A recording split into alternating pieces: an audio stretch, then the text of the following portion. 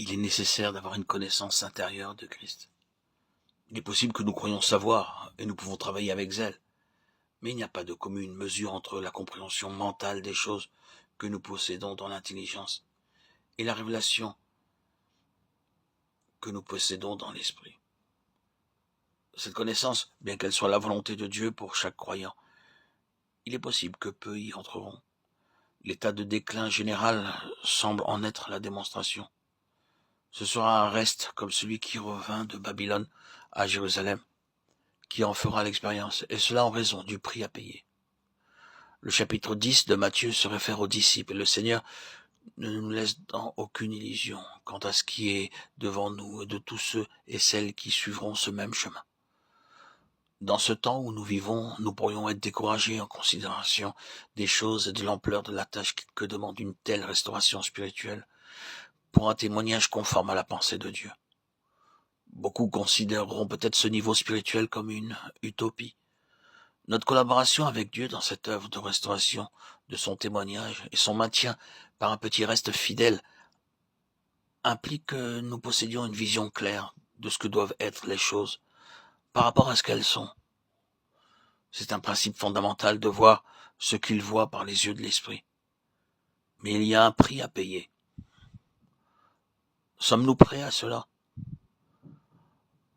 Retenons ceci, nous ne sommes pas introduits dans une telle œuvre sans un préalable spirituel.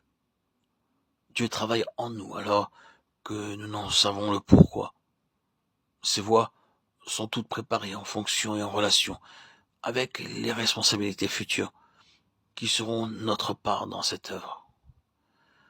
C'est en regard de cela qu'il introduit en nous, à son heure, son désappointement, son insatisfaction concernant l'état des choses. Et sur cette base poursuit notre éducation, bien qu'en nous-mêmes et pendant plusieurs années, nous ne voyons pas encore son intention, ni notre part spécifique dans son plan. C'est de cette façon et par son fardeau introduit en nous que le travail d'enfantement commence et se poursuit avec ce sens d'insatisfaction qui ne cesse de grandir en raison des choses telles qu'elles sont et qui ne peuvent satisfaire le cœur de Dieu. Quand nous sommes sous le gouvernement des cieux, nous sommes dans un mouvement venu des cieux et travaillons suivant les indications des cieux. Travailler avec Dieu dans son œuvre afin qu'il possède ce peuple qui lui appartient en propre, qui soit son exclusive propriété, son trésor particulier et coûteux. Mais c'est une grande chose d'être avec lui dans une telle œuvre. Si nous avons vu, nous ne saurions être satisfaits par quelque chose qui ne réponde pleinement à la vision céleste. Christ introduit en plénitude dans son corps pour que l'Église soit cette révélation de lui-même, un ordre céleste parfait.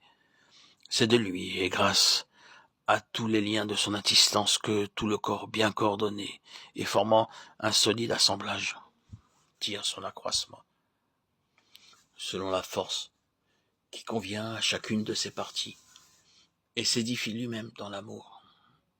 Éphésiens 4:16.